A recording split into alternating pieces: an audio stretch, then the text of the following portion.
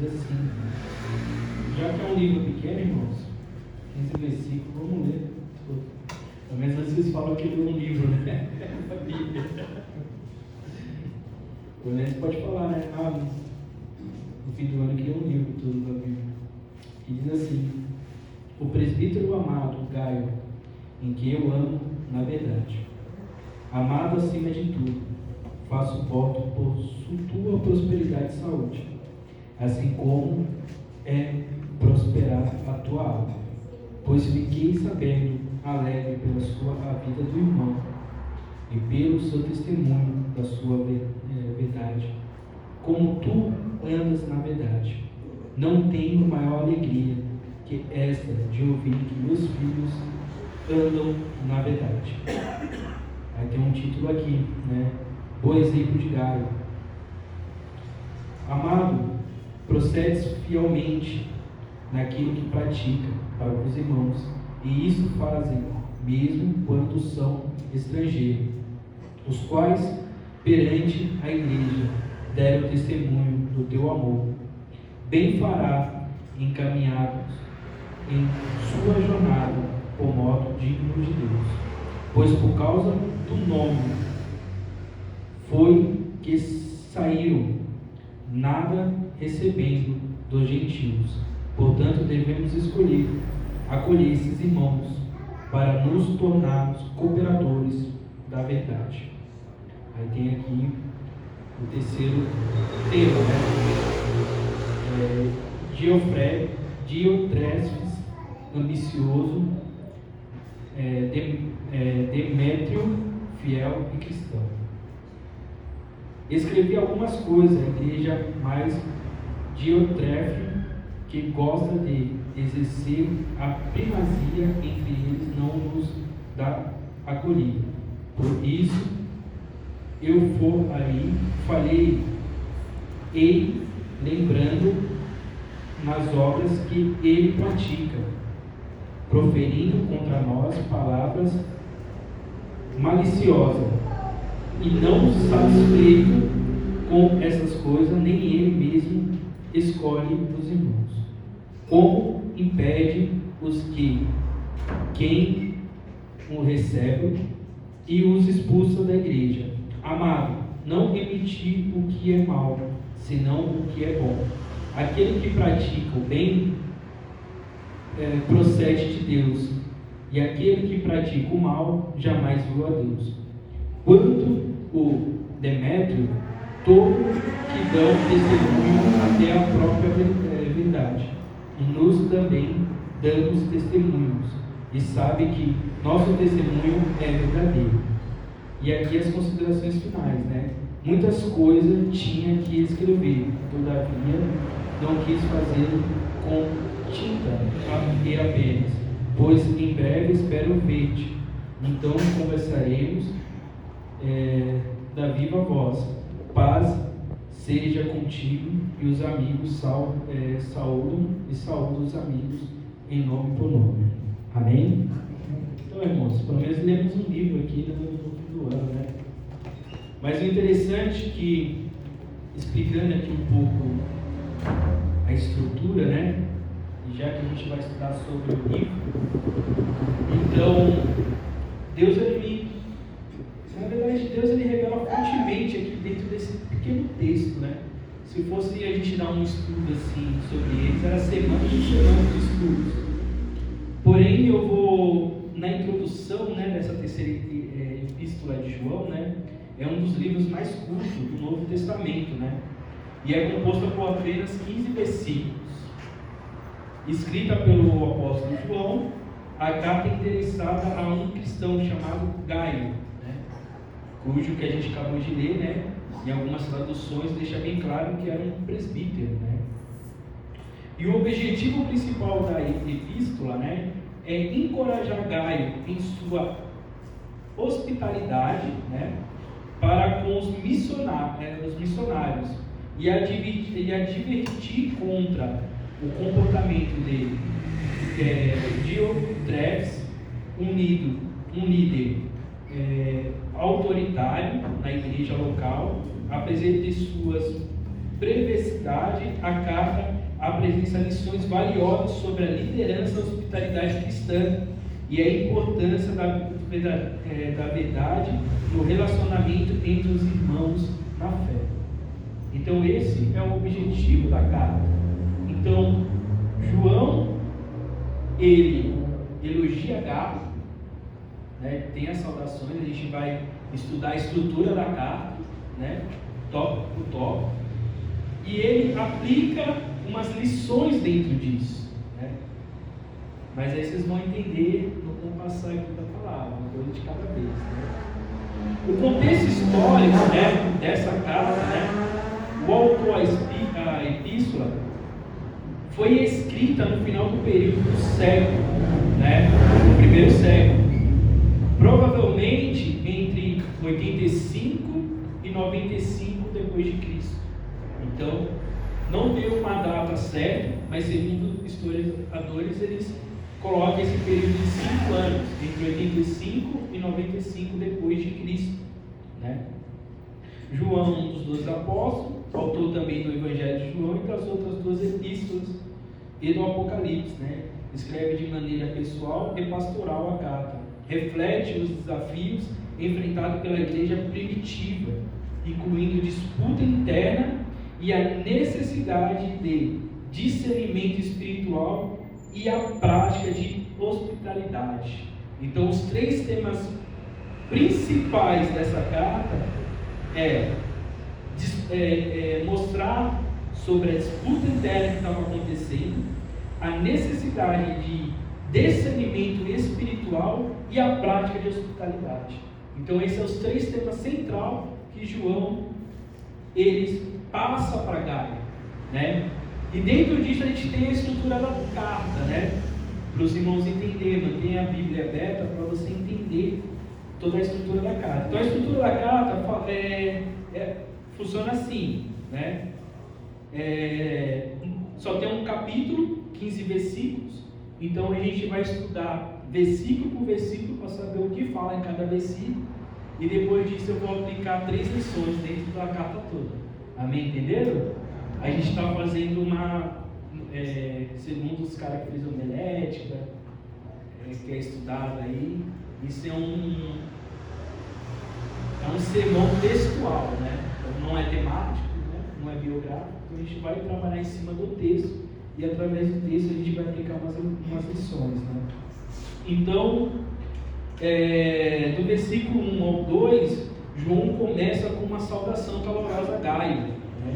Desejando saúde física e prosperidade espiritual. Então, os 2 primeiros versos de João ele faz uma saudação, né? Saudando gloriosamente o obreiro e falando para ele, né? Desejando saúde física, prosperidade. Isso que a gente faz no dia a dia, quando a gente vê um irmão, né? Aí a gente, às vezes eu vou o Mariano, falo assim: ei, negão, como você está? Você está bem? Eu falei: estou bem, mas que bem, que Deus te abençoe, que te dê saúde. Nós temos essa mania, sim ou não? Pelo amor de Deus, eu falo assim: não. A hospitalidade está zero, então. A gente tem essa mania, né? De desejar o melhor para o nosso irmão, né? Então, João ele começa a carta fazendo isso, né? Do verso 3 ao 8, João ele louva Gaio por sua fidelidade e a verdade, pelo apoio generoso aos missionários, né, itinerante. Ele reforça que esse comportamento reflete o amor cristão genuíno.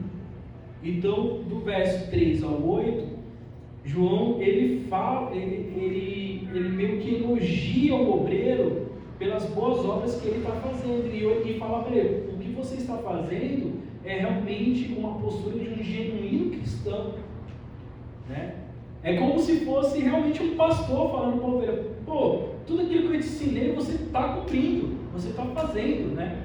Então Gaio ele fez o que? Ele recebeu os missionários que estavam em missões naquela época, né, na sua casa.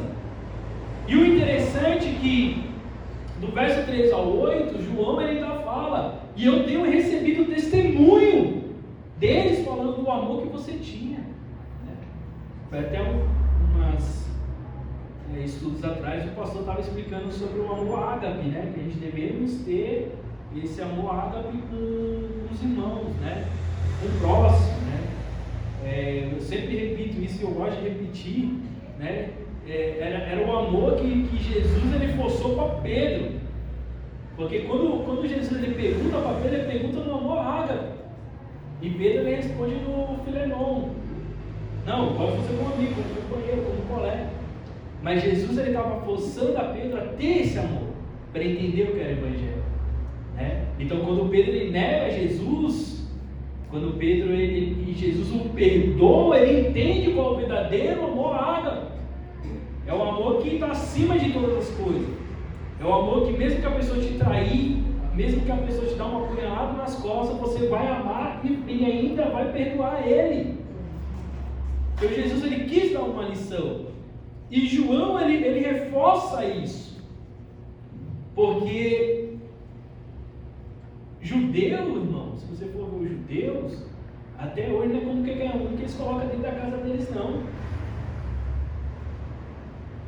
O judeu é um povo muito sistemático, muito reservado, né? E naquele momento, esse homem estava quebrando isso. Ele estava mostrando que verdadeiramente ele era uma nova criatura, que verdadeiramente ele serviu a Deus, porque ele abriu as portas da sua casa e recebeu. Você pode perceber, irmãos, todos os homens que abriram as portas da sua casa para Jesus, a vida dele foi mudada. Aquele que abriu as portas em verdadeiro coração para Jesus, a vida dele foi mudada. E muitos deles eram discípulos de Jesus. Por quê? Porque quebra, rompe a barreira humana, rompe o que a sociedade naquela época pregava, e rompe muitas coisas. Então, do verso 3 ao 8, João ele elogia Gaio por essa atitude. O terceiro ponto é a advertência contra Diótrefes. Como é? Diótrefes. Eu não trava a língua aqui. Mas ele tem com a língua presa ainda. Que fala do versículo 9 ao 10. Né? Então, João denuncia o comportamento, né, desse cidadão, que não vou repetir o nome dele, o líder que é rejeitado e a autoridade apóstolo, né? Então ele rejeitava o quê? A autoridade dos apóstolos. Ele era contra o quê? Contra os líderes. É um líder que rejeitava a autoridade dos apóstolos. Diafama João se recusa acolher os irmãos enviados pela igreja. Então, a igreja enviava os irmãos e esse cidadão não rejeitava os irmãos. Eu não vou aceitar esse cara dentro da minha casa. Se vira aí, dorme aí, debaixo da ponte, dorme aí. Enquanto o obreiro recebia. Então aí você vê a diferença de um obreiro que foi liberto. Aqui a gente está falando, não é de 2 membros de igreja, nós estamos falando de 2 líderes, nós estamos falando de 2 obreiros. Um obreiro que é Gaio, que recebe os irmãos, e o outro que expulsa os irmãos. Um que tem hospitalidade, que tem um amor ágape, e o outro que não tem nenhum amor pelo próximo, só pensa nele mesmo. Então do verso 9 ao 10, João ele determina isso. Ele explica isso. Porque ele cita o exemplo de Diótrefes. É isso, né? Diótrefes. Acho que eu vou te dar o microfone para que eu vou falar, vou contar para você. Então ele cita assim, esse obreiro é um líder. E a Bíblia é específica em dizer que ele é um líder. Mas só que ele está contra tudo. E além disso, tentava impedir que os outros membros da comunidade praticasse a hospitalidade. Então ele não só não recebia o povo, ele falava para os membros da igreja dele, da mesma comunidade dele, falava assim, não é para ninguém aceitar. Então um líder tinha hospitalidade, o outro líder não tinha. O quarto ponto aqui na estrutura aqui da carta, né, é a exortação ao bom exemplo, né? Então, está no versículo do 11 ao 12. Aí João encoraja Gaio a imitar o que é bom e cita Demétrio como um exemplo positivo de alguém que vive segundo a vontade e a verdade. Então ele cita um exemplo ruim e um exemplo bom. E irmãos, aí o negócio é muito forte, né? Você vê aqui no verso 11, João ele é muito claro, que fala assim: amados, não imite o que é mal, senão o que é bom. Aquele que pratica o bem procede de Deus, e aquele que pratica o mal jamais viu Deus. Então o que o João está querendo dizer? Você sabe o outro obreiro lá? Irmãos, e sabe o que é o pior, pastor? Que João não está falando de um meio, ele está falando de um segundo presbítero, um segundo líder, que não está exercendo aquilo que está na Bíblia e está levando o povo para o pecado. Isso é que eu mais contra. Pô, mas nessa época já tinha isso, irmão. No início da igreja, acho que eu poderia contar nos dedos quanto a igreja tinha nessa época. E você acha que isso não acontece hoje? Eu só pensei com esse termo. Isso aqui deveria ser com Mariana. Isso aqui caía bem com Mariana, esse termo aqui, ó. E a quinta estrutura é a conclusão e as saudações finais, né?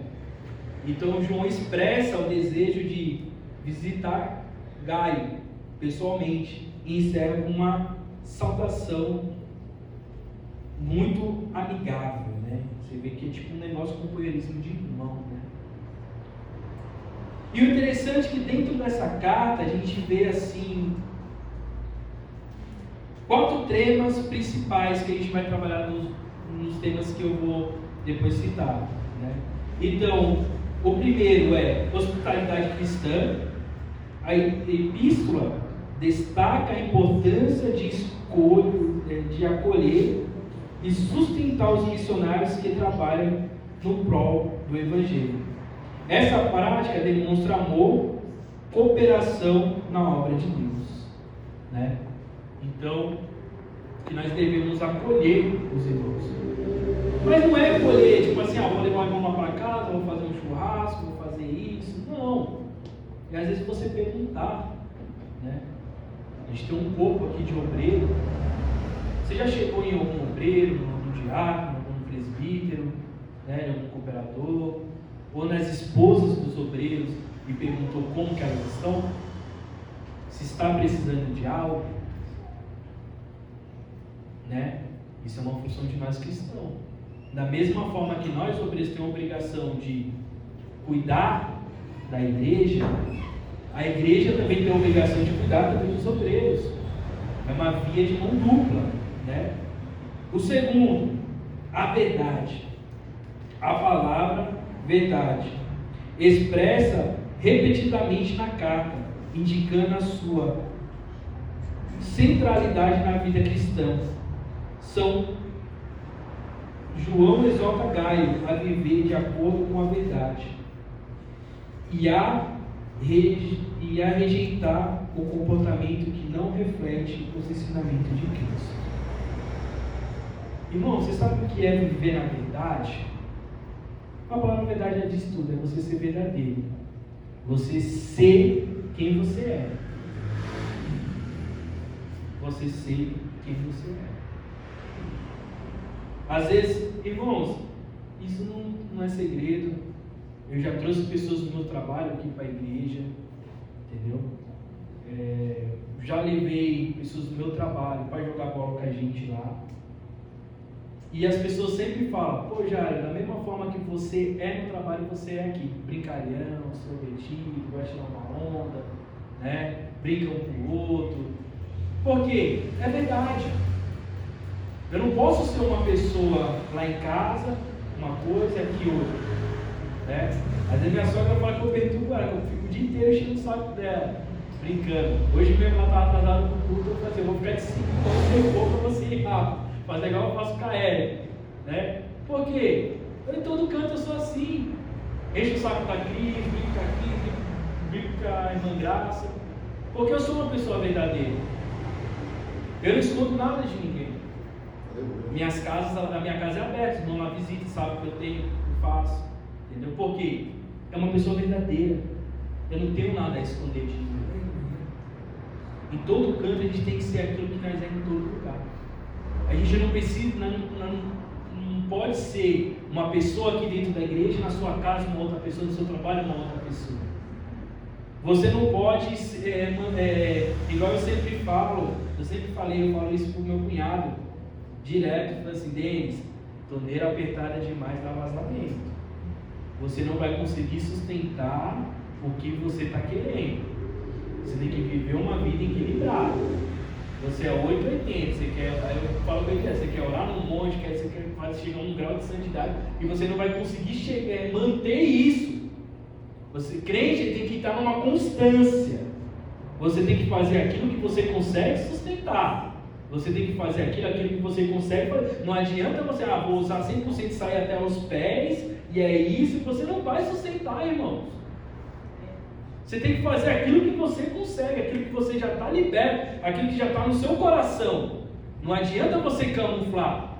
Você tem que mudar de verdade.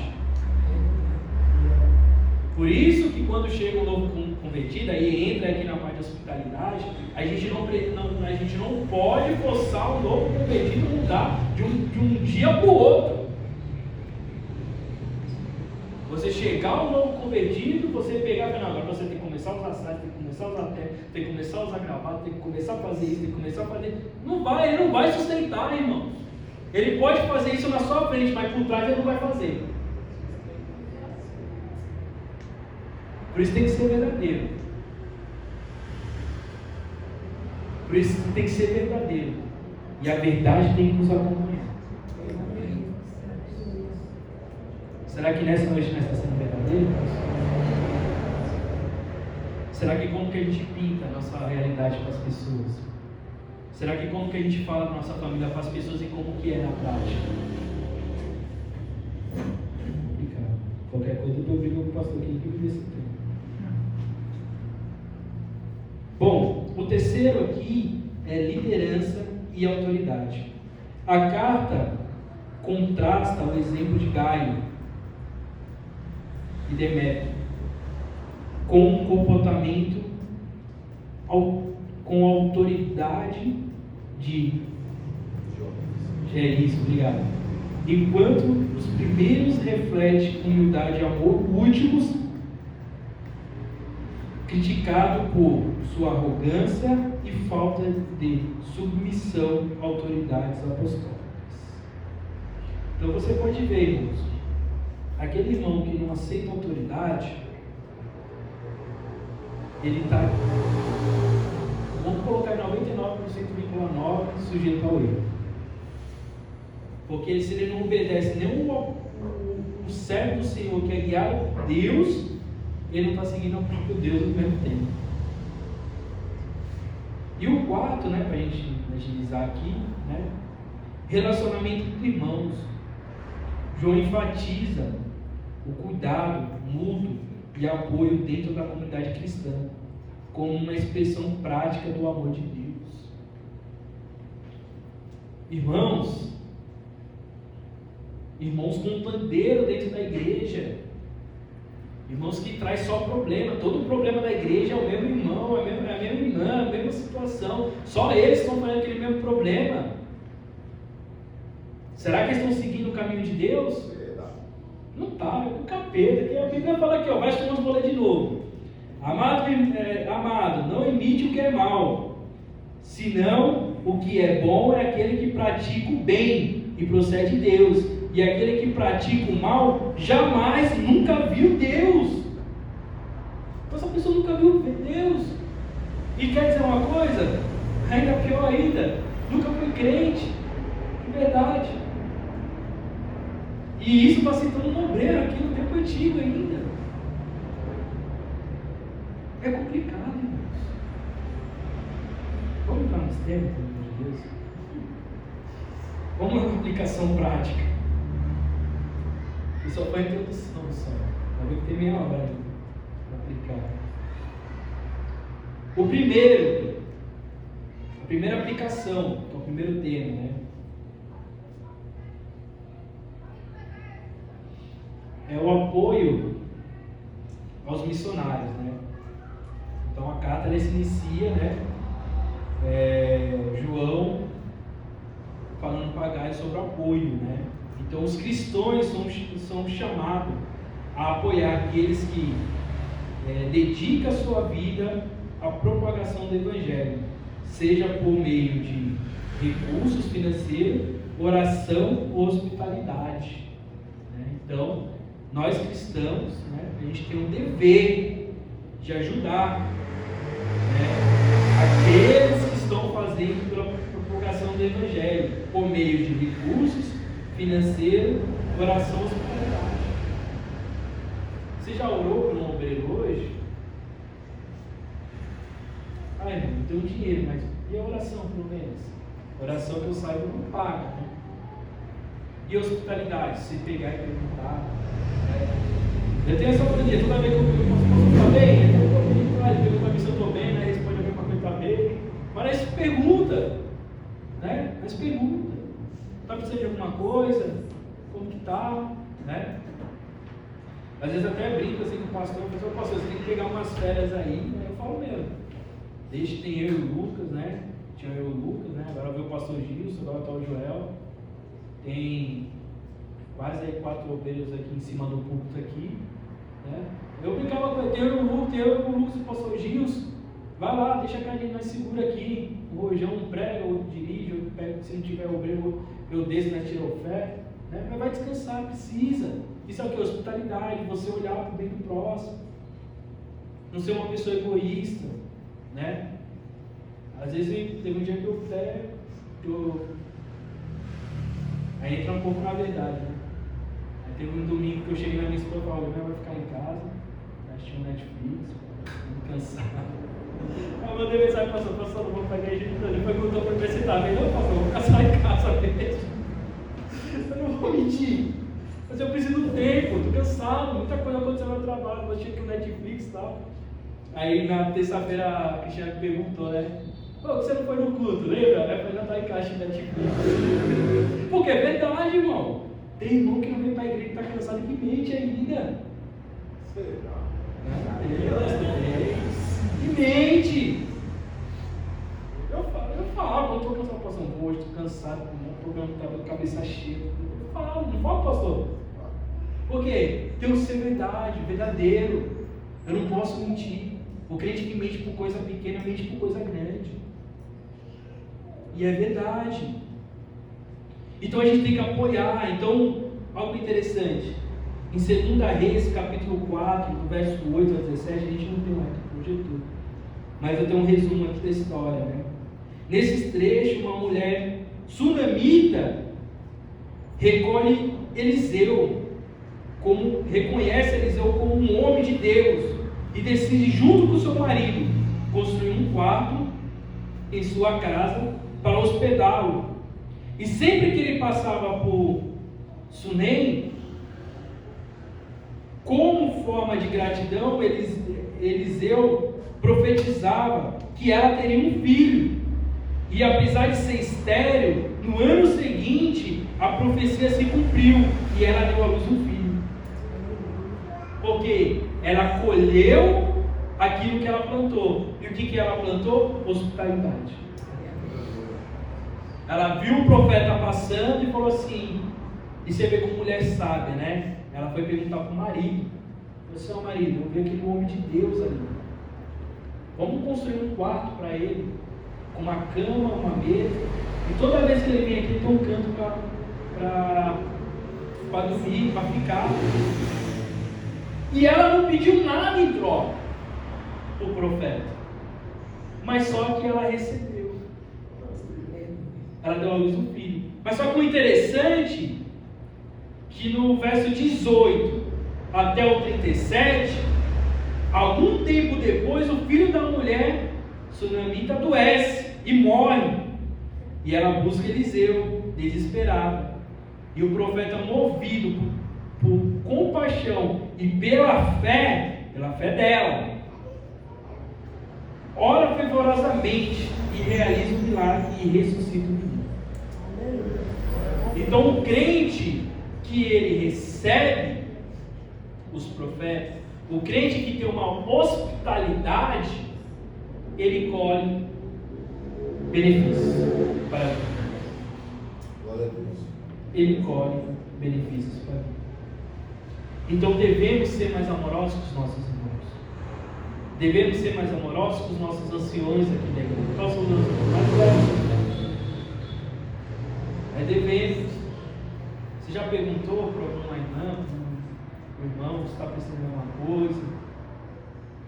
É isso, irmãos.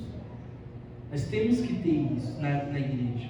E João, ele está elogiando o obreiro por ele ter recebido os irmãos, por ter feito essa hospitalidade. E não recebido como que eu posso dizer, obrigado, mas sim de coração. Então devemos ter essa hospitalidade dentro da igreja. Segundo, e esse segundo é o que mais pega aqui, discernimento na liderança.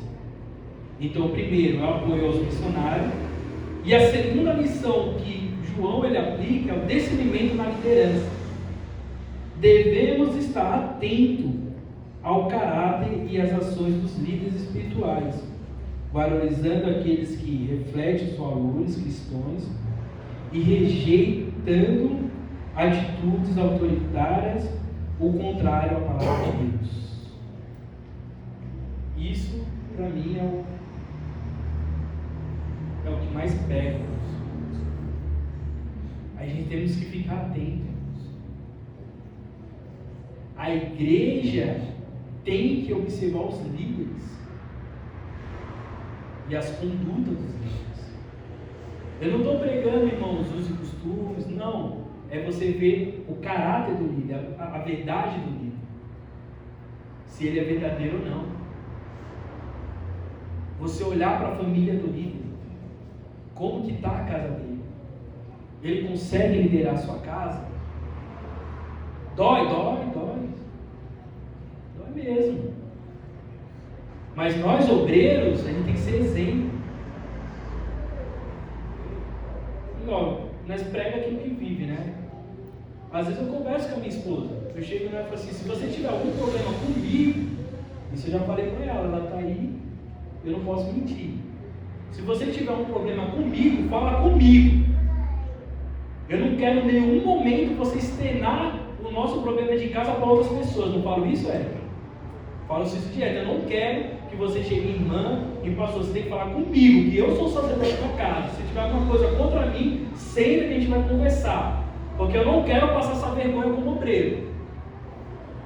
Eu cheguei na minha esposa e falei: estou mentindo? Eu falo isso direto com ela.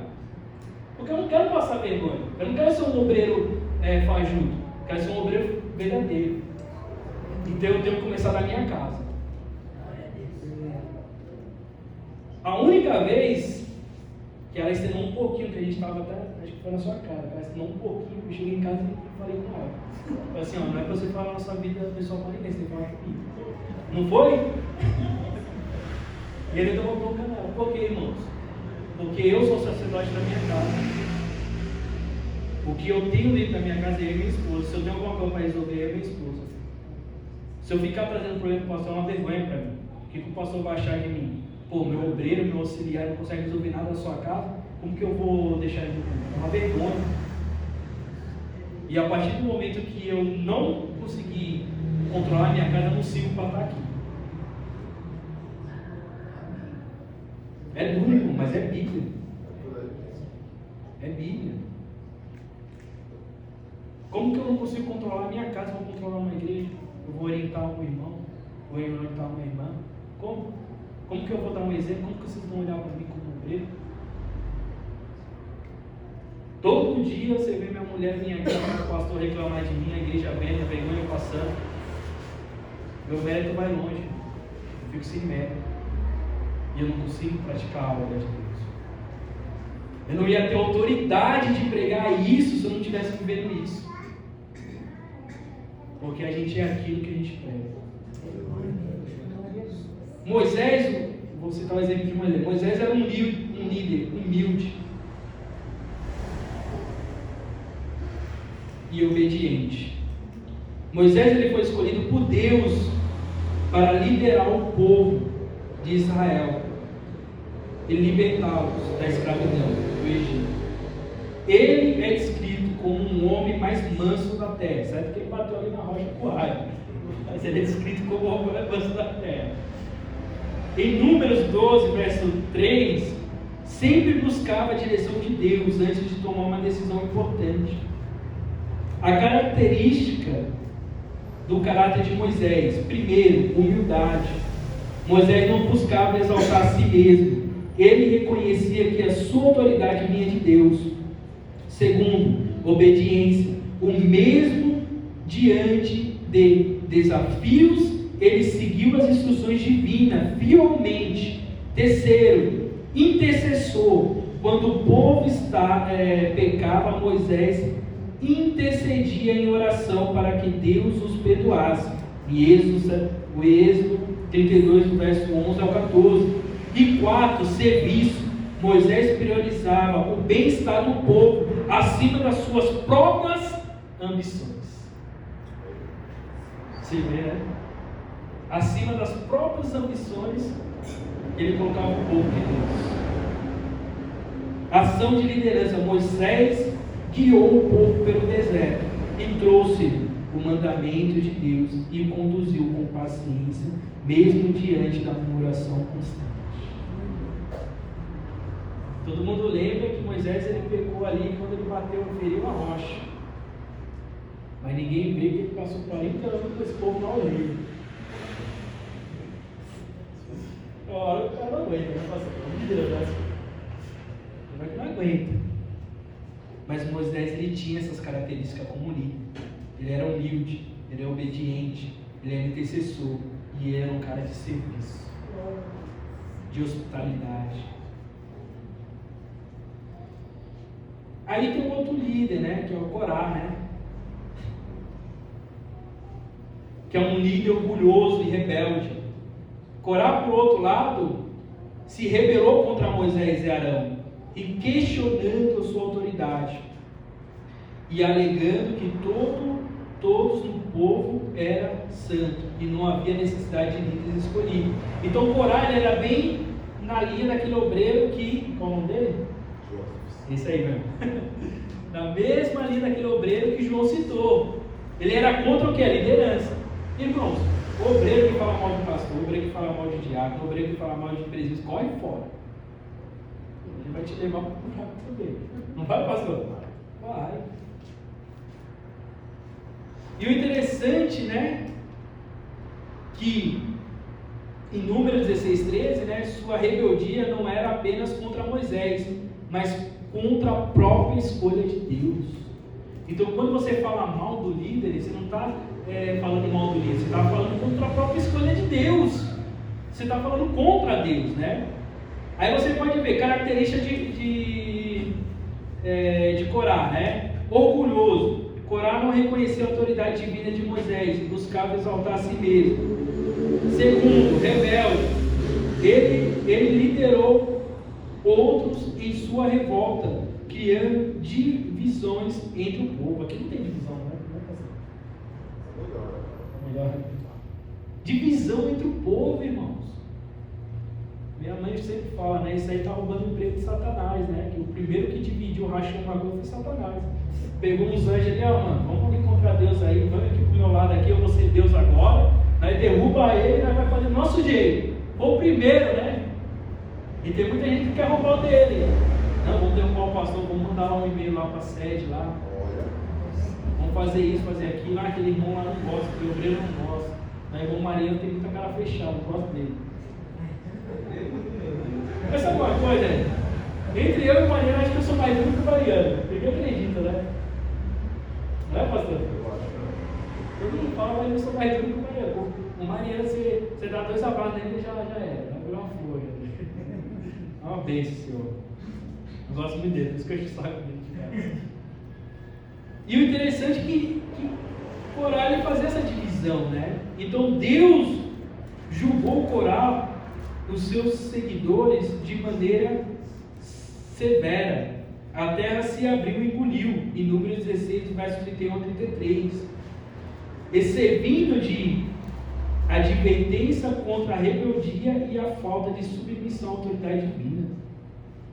Ele fez uma rebelião e Deus falou: da mesma forma que eu botei o Satanás para baixo, vou botar vocês para baixo também. Abriu a terra e engoliu todo mundo. Morreu. Lições para líderes espirituais hoje. A primeira característica, humildade e essência. A liderança não deve ser usada para ganho pessoal, mas para servir ao povo de Deus com dedicação e amor. Segundo, obediência à palavra de Deus. A autoridade de um líder espiritual está fundamentada em sua fidelidade aos ensinamentos de Deus. Qual é essa fidelidade nos ensinamentos de Deus? É você viver aquilo que você prega. Se você não vive o que você prega, então você não é fiel à palavra de Deus. Você só está contando história. Complicado. Alguém quer ser ovelha aqui embaixo? É complicado, mas... Terceiro, cuidado com o orgulho. Como Corá, líderes que buscavam engrandecer a si mesmo, inevitavelmente encontraram a resistência divina, a operação divina. Então nós não devemos exaltar a nós mesmos. Quando eu falo essas coisas, eu não estou exaltando a mim mesmo, eu estou trazendo a minha vida como exemplo para vocês. Eu não estou dizendo, não, eu sou um super homem, sou um super... Não, eu tenho minhas falhas, tenho meus defeitos. Mas eu tento seguir aquilo que eu ensino. E conforme o caminho a gente vai corrigindo. Ninguém sabe de tudo. Ninguém é perfeito. Tem momentos que eu erro, tem momentos que minha esposa me chama para conversar, ela fala, eu falo, está certo. De qualquer forma eu tenho que falar que ela está certa, você está ruim, né? Entendeu, né? Pegou, né? Mas só que a gente às vezes sabe quando ela está certa mesmo, entendeu? Mas sabe, né? Tem que abaixar a cabeça, né? E a gente sabe, pô, eu errei, desculpa, né? Quantas vezes não pedi desculpa para minha esposa, né? Não é verdade? Ela dá risada, mas é verdade. Você tem que perdoar 70 vezes 7, tá? No dia. Você espera. E é isso, entendeu? Por quê? Porque a gente tem que ter cuidado com o nosso orgulho. No momento a gente tem que quebrar. A gente tem que saber onde que nós está errado. E quarto, foco na unidade. A rebeldia causa divisão no corpo de Cristo. Enquanto líderes impiedosos promovem paz e harmonia. Então nós temos que promover paz e harmonia entre os irmãos. Nós, como líderes, como os obreiros, a gente tem que promover paz e união dentro da igreja, não desunião. Obreiro que está no meio de fofoca, obreiro que toda confusão é ele estar metido no meio, irmão, nunca viu Deus. Não é palavras minhas, não, está escrito aqui. É um obreiro que nunca viu Deus. Então João ele enfatiza isso muito grande, ele dá 2 exemplos para Gaio. E ainda fala, ó, aquele que faz bom, ele vive com Deus, e aquele que faz mal nunca viu Deus. E é simples. E o terceiro e último, irmãos, viver na verdade. O compromisso com a verdade deve ser central na vida cristã, influenciando suas ações e palavras em relacionamento. Ações, o que eu faço no meu dia a dia. Eu expliquei aqui, se é uma pessoa verdadeira. Os irmãos me dão 10 minutos aí, rapidinho, só para finalizar. Amém? Ó. 10, 20, 30. Estou dizendo amém aqui. O interessante é que a gente tem que ser verdadeiro, irmãos. Então, verdadeiro nos nossos relacionamentos. Como que é o seu relacionamento com o seu irmão? Como que é o seu relacionamento na sua casa? Como é o seu relacionamento no seu casamento? Está sendo verdadeiro? Está acontecendo mesmo? Né? Ser verdadeiro também nas nossas ações. O que nós fazemos? Todas as nossas ações têm que ser verdadeiras, aquilo que eu expliquei. Não adianta você chegar num extremo e que você vai dizer, não, eu sou crente, eu vou orar, estou jejuando, estou fazendo isso. Você vai conseguir manter? Você está sendo verdadeiro nisso? O resto da vida você vai conseguir fazer isso? Tem que pensar, entendeu? Do que cada um é capaz de fazer. Então, a verdade. Bom, dentro desse tema tem João Batista, né? Proclamador da verdade. Mais verdadeiro que esse não tem, né? João Batista. Em Marcos 6, 17 e 18, João Batista confronta Herodes por seu casamento ilícito. Mesmo sabendo que isso poderia causar a sua poderia custar a sua liberdade e vida.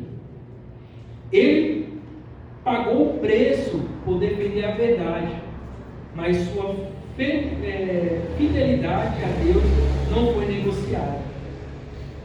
A lição: compromisso com verdade pode ter custo pessoal, mas glorifica a Deus e serve como testemunho. Então, quando você é verdadeiro, às vezes na sociedade você pode ser recusado. E isso é verdade. Isso é verdade. A pessoa que não esconde nada e é verdadeira em todo lugar, ela é apontada. Já aconteceu comigo, irmãos. Eu estava em casa um dia, aí fui sair. Vou colocar uma calça, um short em casa, vou pegar um pé. Então eu tô com o pastor Alex chegando aí. Aí daqui a pouco, vou falar com o pastor Alex que encontrou os dois obreiros, vou falar o outro não. Encontrou os dois obreiros de short na rua. Sabe por quê? Porque você ser verdadeiro incomoda. Não adianta estar de short em casa, vou lá comprar, vou pôr uma calça e você vai viver de calça. Não é uso e costume não, irmãos, eu estou pregando a verdade. Coração, entendeu? Mas também a gente tem que ser prudentes, né? A gente não pode escandalizar os obreiros, mas também não devemos ser inverdadeiros. Então, quando nós somos verdadeiros, igual João Batista era, as pessoas são incômodas, e às vezes a acusação é muito grande. Então, por isso que tem muitas pessoas que hoje não vivem na verdade, com medo de ser retalhado, com medo da retaliação. Eu gosto muito do testemunho do nosso pastor, porque eu posso dizer isso, que a gente tem uma convivência de 6 anos aí, e a gente é muito mais que irmãos, né? E eu acho muito interessante o pastor, como ele é tão verdadeiro, né? Ele fala o jiu-jitsu dele, tal, e ele não esconde isso de ninguém, porque ele é uma pessoa verdadeira, né? E em todo lugar, eu já fui fazer jiu-jitsu com ele, mas nunca lutei com ele, tá, irmão? Pelo amor de Deus, que daí dá. Mas eu ia no jiu-jitsu dele, todo mundo via, não, o pastor, da mesma forma que ele se comporta lá, entendeu? Porque é uma pessoa verdadeira. As pessoas lá na Lapa e outro pode dizer, pastor é lutador, as pessoas podem criticar, pode, mas ele é verdadeiro. Também ele é verdadeiro. E isso que é um obreiro tem que ser.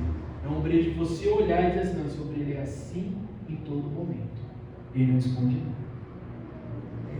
Devemos ser crentes assim, crentes verdadeiros, não esconder nada. Irmão, tem uns problemas aqui, ele vai fora, tá dando pra te alimentar. Ser verdadeiro. Danilo não dá pra arrancar e ficar só em casa, mas ele é um obreiro verdadeiro. Mas é isso, irmãos. Para a gente finalizar aqui, irmãos, A gente tem Daniel, né? A firmeza e a verdade sob pressão, né? Daniel 10, 6:10, mesmo sabendo que orava, Deus poderia custar a sua vida, Daniel manteve sua devoção e foi jogado à cova dos leões. Daniel demonstrou que o compromisso com a verdade significa fidelidade a Deus. E independente da circunstância, ele não comprometeu a sua integridade, nem tentou esconder sua fé. Lição: compromisso com a verdade exige coragem para obedecer a Deus acima das leis humanas injustas. Terceiro, o apóstolo Paulo, dedicação à verdade do Evangelho. Em Gálatas 2, do 11 ao 14, Paulo confrontou a Pedro quando ele agiu de forma hipócrita, recusando-se a comer com gentios por medo da opinião dos outros judeus. O apóstolo Pedro, que andou com Jesus, que dormia no peito de Jesus, ele falou para Paulo: não, vamos comer ali junto com o gentio, não, senão o pessoal dos judeus aí vai dar ruim para nós.